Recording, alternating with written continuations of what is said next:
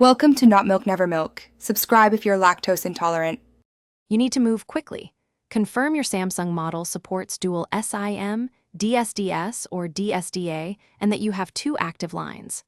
Once confirmed, power off the phone and insert the physical Nano SIM into the second tray. If you're using eSIM, have the carrier QR code ready. Make sure the first SIM stays seated. Bad contacts cause failures. Now power on and stay with me for the settings steps. We'll register the second line and set defaults immediately after boot. Once the phone boots, open Settings and go to Connections, then SIM Card Manager so you can see both lines. Enable the second SIM toggle. If using eSIM, tap Add Mobile Plan and scan the QR or use carrier activation.